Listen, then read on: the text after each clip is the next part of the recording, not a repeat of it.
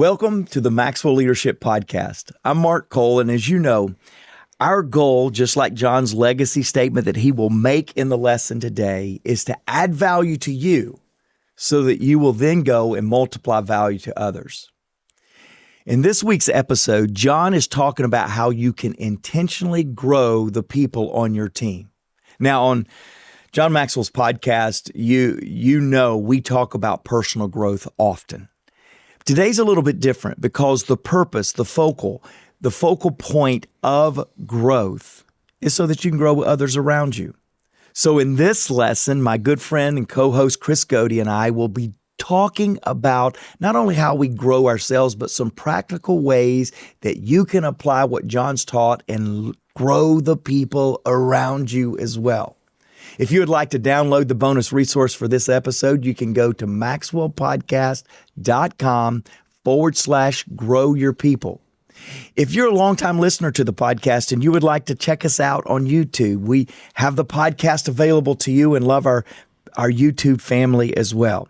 I'm so excited about today. I'm so excited about growing. I'm so excited about growing you so you can grow others. Here is John Maxwell.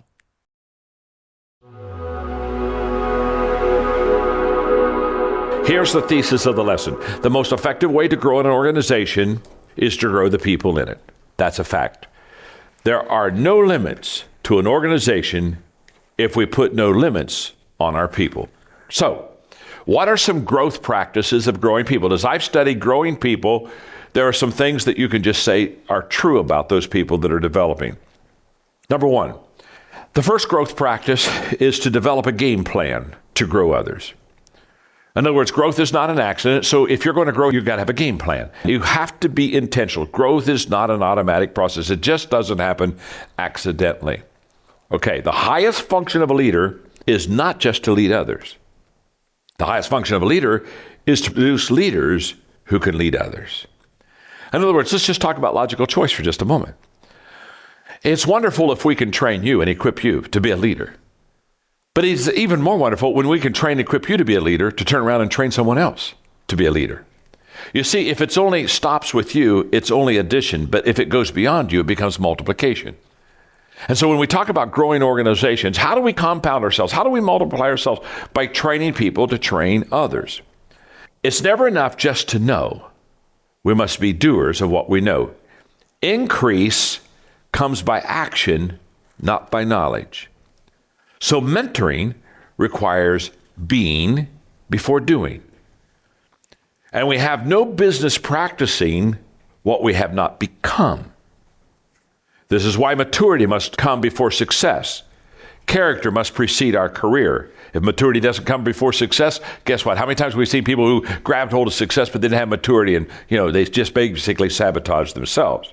So, when we grow people, one of the practices, one of the principles of growing people is very simple. You have to have a game plan. It has to be intentional. Number two, you have to put yourself in the personal growth picture. In other words, very simple, this isn't for others, this is for you. Have you ever heard somebody teach and you listened to them teach and you thought, man, that is so good. I wish so-and-so was here to hear that. You know what I'm saying? I got to write this down and I got to tell them because they really need this. Now, I want to make myself real clear. I'm not talking about the person to your left. I'm not talking about the person to your right. I'm talking about you. It's impossible to grow people in the organization if the growth is always for someone else. It always starts with me.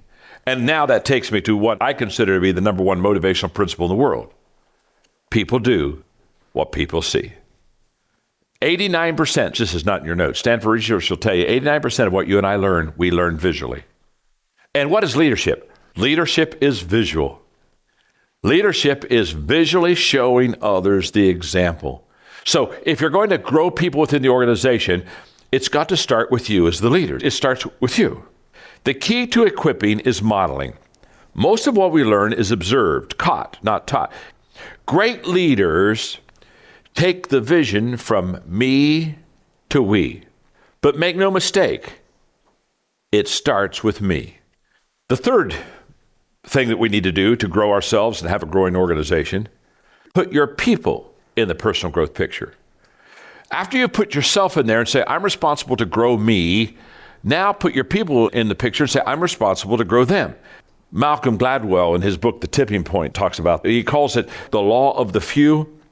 And he discusses the leverage a leader can have by investing in a few who can have great impact on others.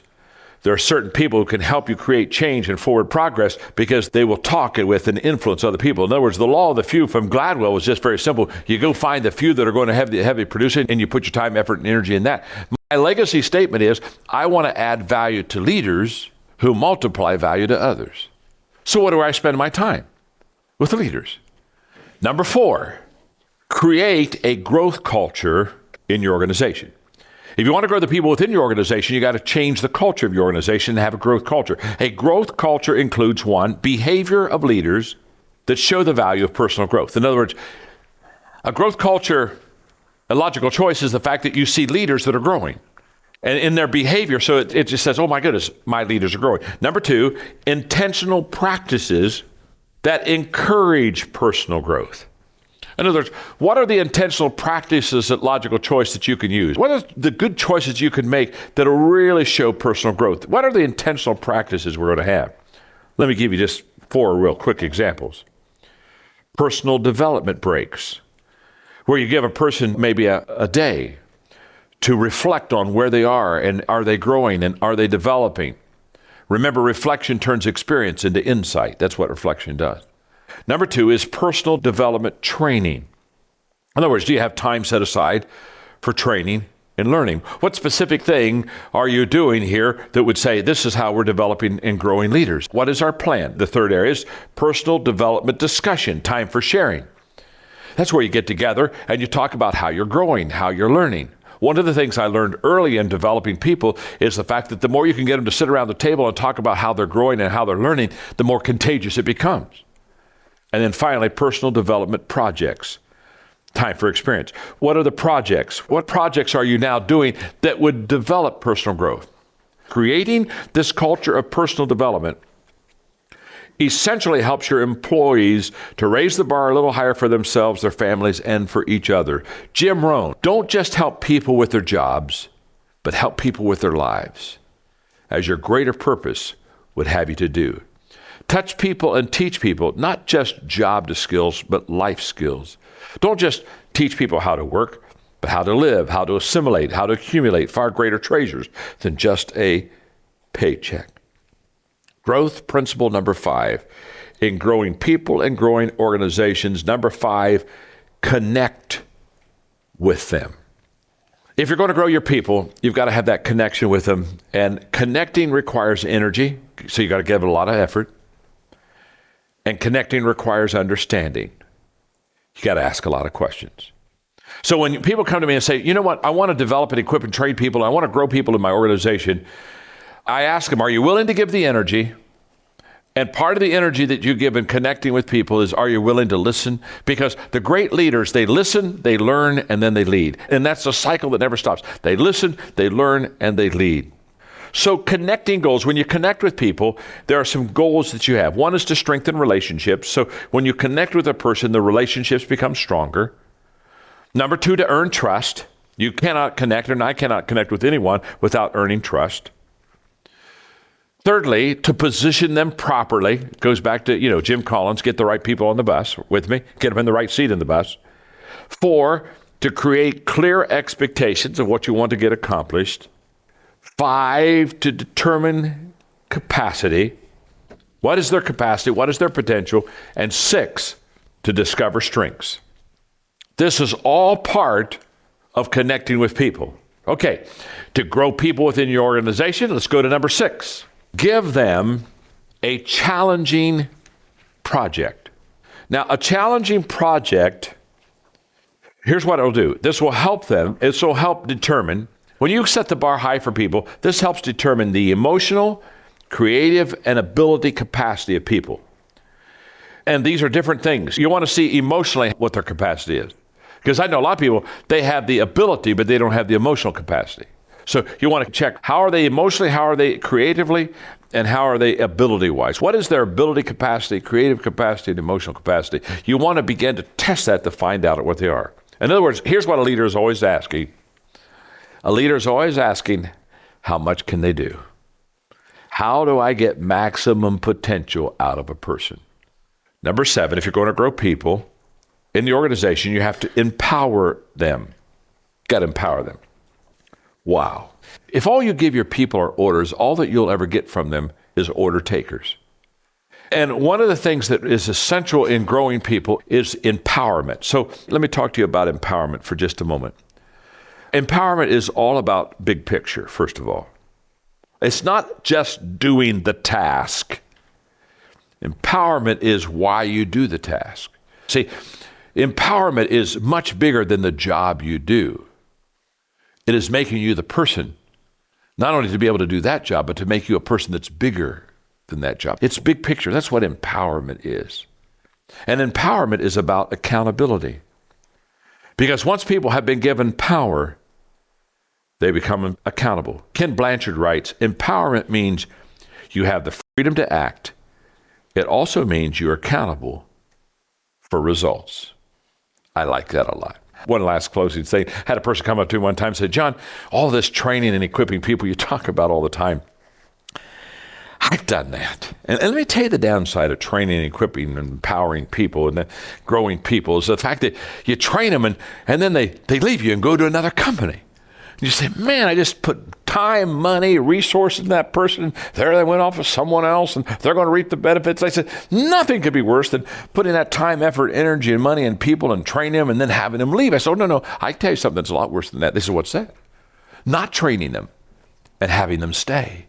So let's begin to grow our people so we can grow our organization. Hey, podcast listeners.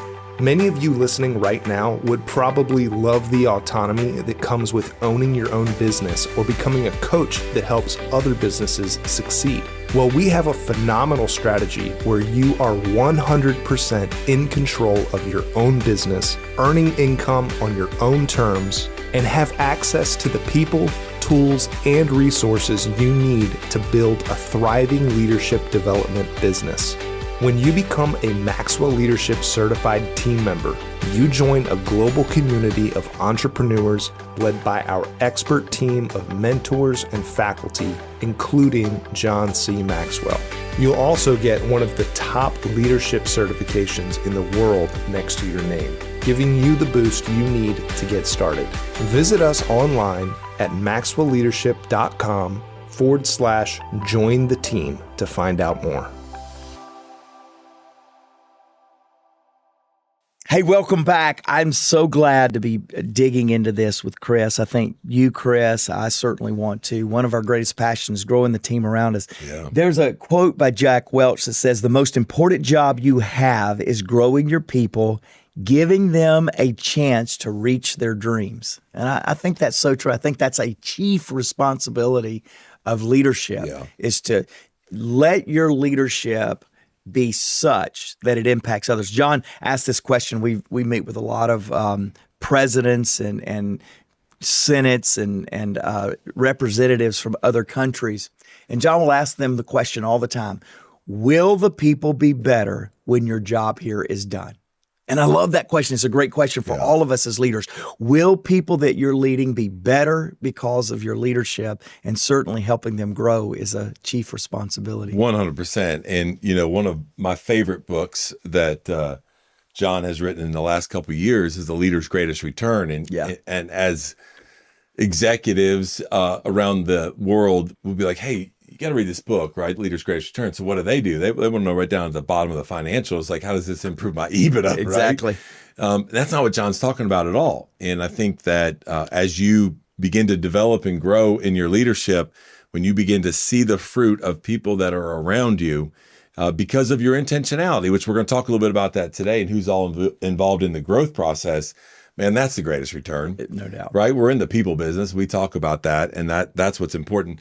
Let me, from my lens real quick, let me start us off with something I think is so important. So if you're in an organization, you're leading a team or an organization, I'm fascinated to watch the surveys that come back on an annual basis of why people are choosing certain organizations over another. What is it about it? Of course, culture is part of that. Of course, compensation is a part of that. Skill set match, all that stuff. but it is fascinating to watch this one line that I've seen move up over the last couple of years where it says they have to be assured that there is a growth and a career, personal growth and a career development plan in place for them before they say yes. I'm like, oh my gosh, like there are organizations that are not even thinking about this. And so I just wanted to throw that out there because we're going to talk today about game plan. We're going to talk about growth personally. How do you develop people around you? What does the culture of your organization in regards to growth look like? And it's just so important. It's so important. Yeah. So let's dive in. This is what we do, right? We're here to help people on a journey, a leadership journey. And so part of that is developing a game plan. And not only a game plan for your personal growth, but also for others.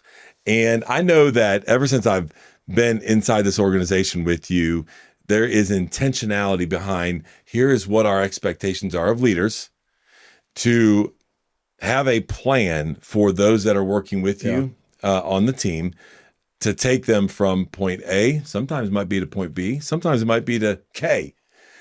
So as you lead Maxwell Leadership, and it's such a passion for you, you and I could talk about sports analogies all the time, but why is it so important to have a game plan for growth for other people inside the organization or your team? Yeah, well, the first thing I'd say the reason it's important because it was a game changer for me. Yeah, I've said often on this podcast that it was truly the question that David Hoyt asked me, what is your growth plan as my leader in John's organization that made me aware I needed to be intentional about my growth. And most of the time, we have people on our team that don't even know they need to be focused on that. I love the stat that you gave just a moment ago, and I believe that's right. For so long, we paid people because why were we paying them? To help grow our company. Yeah. But yet we didn't realize that should be reciprocated. And if we grow them, pay them well, but grow them, guess what happens? They grow the company. That's right. And I think that real revelation, both as a company owner and as a person that's worked for a company for a long time, it really does go both ways. So I think the first reason I would answer that is it made such a difference for me. I want it to make a difference for others. It's a true heart to see others be impacted by intentionality around growth. I think also as a business owner, what I just said is if I grow people, their enhanced capacity expands their responsibility in the organization, so the organization grows. I think the other reason that I would tell you is when you create a human element, that it's more than just the colloquialism, our people are our greatest asset. Right. No, when you really begin to create a culture that says we are going to challenge our people, and not only challenge them, we're going to require them to identify how they're growing. I get asked all the time, how do I get good people on the team? I'd say you've got to hire growing people. Hire good people. Okay, that's easy. Right. Everybody that's says, right. no, hire growing people. So to this day, when I'm interviewing somebody, which y'all don't let me do very much we anymore, do not. Chris, Or John. You or John. Me or You're John. in the same category. But when I do get to interview people, my standout question in every interview is, what are you growing in right now? And how is it making a difference for you?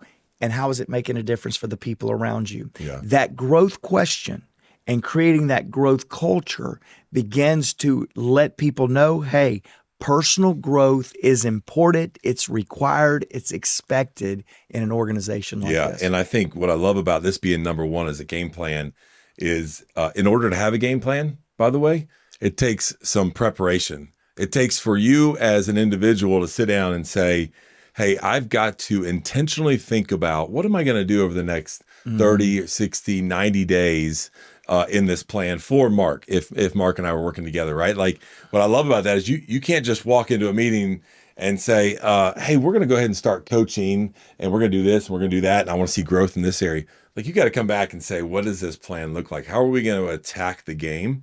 What are we going to do in the first quarter, the second quarter? We'll make some adjustments at halftime. What do we do in the third quarter and the fourth quarter?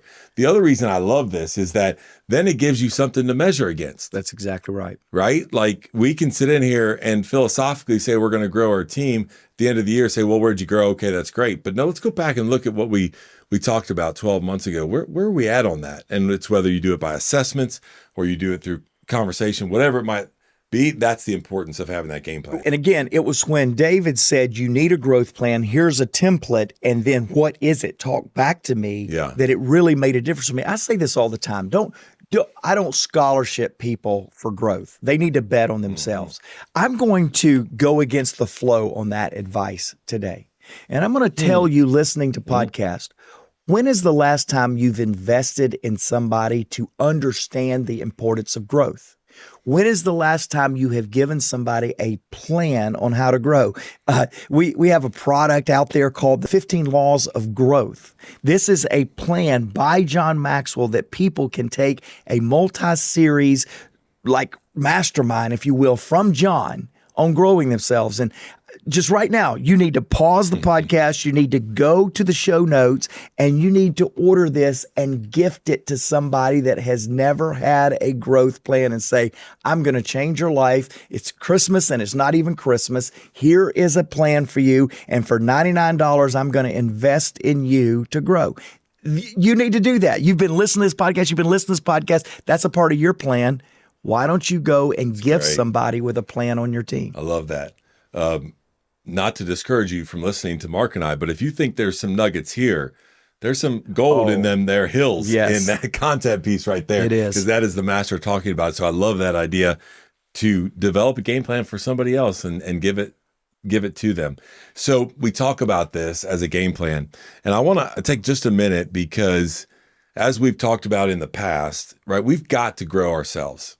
And that has to happen. You talked about David challenging you, and that question changed the way that you do your year-end planning. That's right. Not only personally, but professionally. And all of what comes out of that inevitably is a growth plan for the organization, no doubt, a growth plan for your family, and a growth plan for Mark Cole. What I love about that growth plan for you, and John talks about this under number 2, and we're just going to stay here for just a second, where he says, put yourself in that growth picture because it really starts with you. What I love about what you do, Mark, as a leader in this area is you share often with what you're learning. Yep. And what you're learning often comes from that game plan. And so there's not a meeting that doesn't go by. There's not a conversation that doesn't go where you're saying, man, let me tell you what I read this morning and how this impacted. When you're doing that as a leader, are you doing that naturally? Does it just happen? Are you intentional about that in order for us to absorb that, to learn something? What's in your mind behind sharing what you're learning? Because there's not a meeting that we're in where you don't start off the meeting doing that. It's extremely intentional, to answer your question. Is it intentional? And it's intentional for really 3 reasons. One, selfish. If I will constantly be talking about what I am learning, it keeps me accountable to do what? To learn. Learning. Yeah. And to apply what I'm learning, right? Yeah. It'll keep me accountable. I want everybody to know I am not only committed to learning, I'm going to share with you real time what I'm learning. It makes me accountable to the idea of learning, and it makes me accountable to the current lesson. That's great. It's incredibly intentional, and it is very selfish, and it stinking works. Okay, it makes a difference. Yeah. The second reason that I do it is because I'm setting the tone of expectation of growth in the organization. That's right.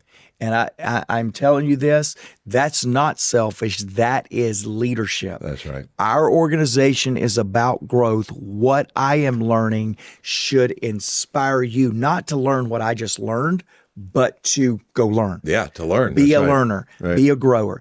And the final reason that I would tell you that is extremely intentional for me to do that is to give what I have been given. Mm-hmm. You cannot give what you not have, but you better give what you do have. Love it. Otherwise, it becomes way too selfish. Yeah. I started with very selfish, but I'm ending with the danger of being selfish in what you learn. Yeah. Because I don't believe a lesson is really learned until it is shared and inspired to somebody else. So if it's good enough for me, it's good enough for you. Now let's go see what we can pull from what we've learned together and make a difference with that lesson. Yeah, I love those 3 statements, and then your authenticity behind the truth there. But I see you live that out and model it, and I would encourage leaders that are listening or viewing on YouTube, I would encourage you to do that as well.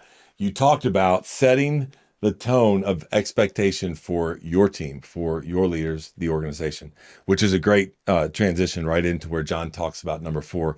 And I want to stop here for just a little bit and really hear your heart behind this, because culture is important to you. Mark is our chief culture officer, among many other things, but that's the one that he wears with probably the most weight and pride in there. And we often talk around here about, the common language of which we lead with leads to different beliefs. And then what we're all in the business of is behavioral change. Mark just gave you an example of that on how he does it personally. In the common language, we begin to believe, man, we should really be learning because Mark's over there learning. So what am I going to do? My behavioral change is to go act. But we want a culture like that inside the organization. And this, I'm just going to kind of start this session with this little quick illustration. I'm going to let you run with it from a culture standpoint. John's book just came out, High Road Leadership. Fantastic book. Yep. Our leadership team, we said, hey, as part of our culture, we're going to start every leadership meeting by going through one chapter at a time. And we rotated it. So the leader doesn't have to carry the weight of it. By the way, that's another intentional part of our culture, is that we want then our leaders, you say this often, our repeaters, to then go repeat this with your team. We just went through John's book, 12 weeks straight in a row, investing a lot of resources in that leadership team and the time to spend 40 minutes going through that. So what happened from that? I'll just give a personal example. For me, it's like, okay, daggum, like I got to make sure that now I'm modeling that. Yeah. So now what am I doing with my team? My team every week, right? And so it's cascading. And that's that culture that starts at the top with leaders that you wanted us to be very intentional about consuming John's content. Now, that's because we're in a leadership space and it drives culture. But man, talk about your heart and passion behind culture, but more importantly, the act of growing and why that's important in culture. John says the only guarantee for a better tomorrow is growing today. That's the only guarantee. And I think John's been around enough to know to make statements like that that's the only guarantee. If you grow today, you can expect better things in the future. So for us to understand that the core belief of our culture is that we must be growing, we must be challenging ourselves to grow, is we're not integrous if we don't come and challenge ourselves to grow. Right. I've told this story before. When I first took over senior leadership of John's company many years ago, over a decade ago, I went around the table and I asked everybody, there was 18 of us on the team, and I asked everybody, I said, hey, what's your favorite John Maxwell book? Well, crickets started chirping. And I went, how many of you have read like 5 of John Maxwell books? I was thinking, man, I'll start easy. 2 hands. How many of you have read a John Maxwell book? I went down all the way down, and I was surprised at the number of people, more than 50%, that had never picked up material that we were selling and sharing around the world. It struck me in that moment that we cannot be a growth company if we're not growing. It stirs me. I've had years to where we lost money. I've had years to where we took steps back, and what bothers me more than losing money, and I don't like losing money, what bothers me more is a step back is never a good thing. Now, it happens sometimes. Sure. Sometimes you have to take a step back to leap forward. Got all that, understand all that, but it's never a good thing in the moment to be going backward. Yeah. And so it's that mindset, Chris, that wakes me up every day and go, how are we growing? What are we doing? Yeah.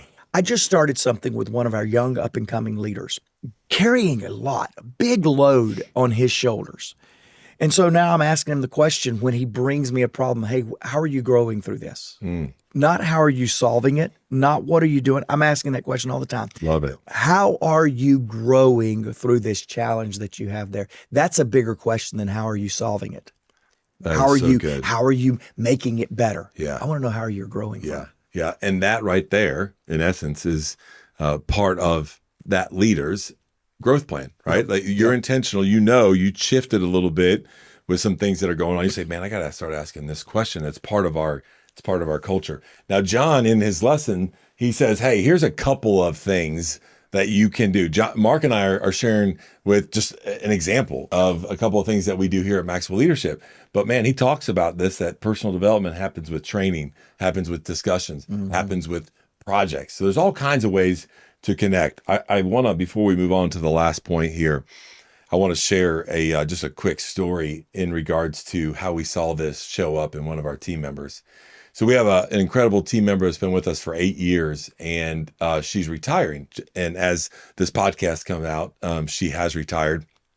We're super excited for her in this next season of her life. And so what I did was we threw a little team company lunch and celebrated her. And I had her think about a couple of questions the night before, because I wanted her to share with the team, and I wanted them to catch the culture of which you set inside this organization of what really matters most to her. I didn't know what her answers were going to be. And one of the questions was, what was one of the most impactful, memorable growth times for you here over the last 8 years? Again, I didn't know where it was going to go. Could have been a disagreement she and I had or whatever, right? We're going at it, whatever. Here's what she said. She said, I'll never forget. We spent 12 weeks as a team going through Change Your World tables. Wow. And we got to know each other. And all we did was for 6 weeks, there was the first half of Change Your World. We spent 45 minutes a week going through a content piece that John has created. And then the team was so excited. I was like, we're done. Really? Do I really need to? No, I'm not going to say waste, but I could use that time somewhere else, right? But we did it. And now that would have been almost 6 years ago, 5 years.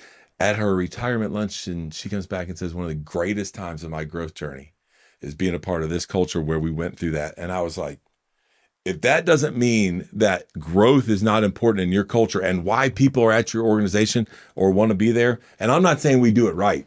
I'm just giving you an example of how we live that out and then what we heard this week why it's important. No, we're doing it right. Well, let me break this down, what you just heard. I'm having a proud papa moment if you have one of those with somebody that's older than you sitting across from you. He's not really older than me. I feel older and I have more replacement joints. He's not older. I'm just having a proud papa moment because let me tell you what Chris just did. Number one, he asked somebody when they're leaving, what was the greatest growth point, the greatest impact of the moment, the thing that made you better moment. You don't ask that question in a lot of companies when they're leaving. You ask, hey, what did you like the most or something? He's asking a question that's intentional to make this teammate recall what a growth moment was for her. That's not accidental, and that's doing it right. Fist pump in front of everybody.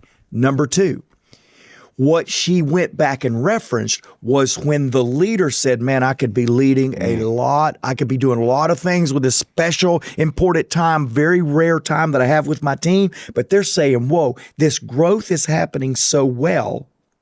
I want to do it more, which leads me to my third thing.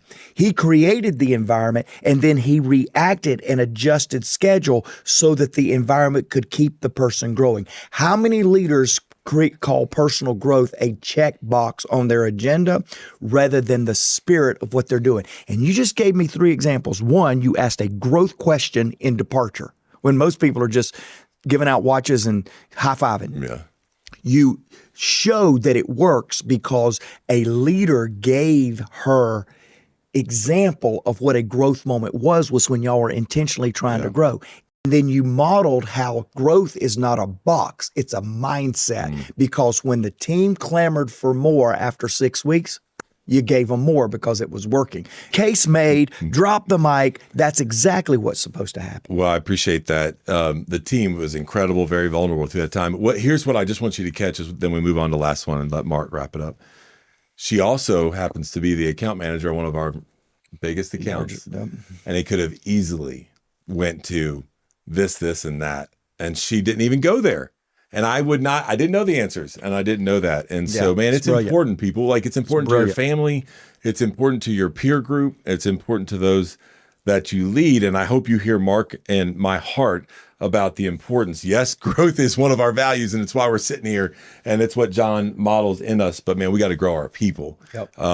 So John ends this with one that I absolutely love, which it's like, hey, we got to empower our people.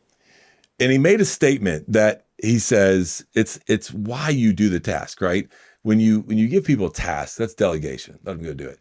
when you empower them, John says, man, that is when you're giving them the why behind it. And then he ends with the quote from incredible leader Ken Blanchard and John's friend, where he's just like, yeah, no, let them run. Let them have the freedom to run. And then they're going to be accountable for it. Don't get me wrong, but let them have the freedom to run.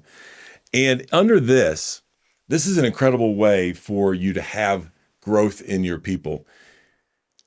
Talk to leaders where we've been burned by this. So let's talk about both sides of it, where you've empowered people and it didn't work out, but they grew. You've also empowered people where it did work out and they grew.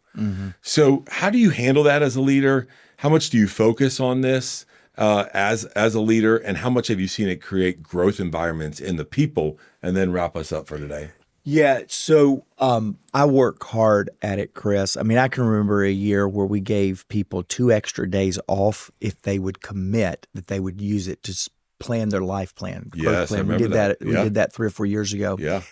I don't feel like I'm doing it enough, and that's how I'll wrap. But I, as a leader, I'm telling you, in the area of growth and in the area of responsibility, I believe the greatest difficulty, but the greatest reward. You talked about one of your favorite books, Getting Leader's Greatest Return. Yeah. And I think one of the greatest challenges and one of the greatest rewards is when we effectively empower our people to grow themselves and to take on more responsibility because they have grown themselves. My daughter is now in college, and I'm watching her move into taking this responsibility, and I'm struggling because I want to step in and do what I've done for 18 years. I want to just do it for her, but yet I'm trying to back off, and it's the greatest challenge that I'm having right now. I gave us a challenge. I never do this. I tell people, bet on yourself. Don't ask me to bet on you. But I'm going to tell you, podcast listeners, I am personally challenged that what my daughter is going to get right now, and I'm not going to go comp it just because I own the company. I'm getting ready to go pay $99, and I'm going to tell Macy I'm paying $99 for her growth plan to go through the 15 laws of growth. Growth is that important. And what lesson could she learn that is better for her right now in college 100%. Than the idea of growing herself?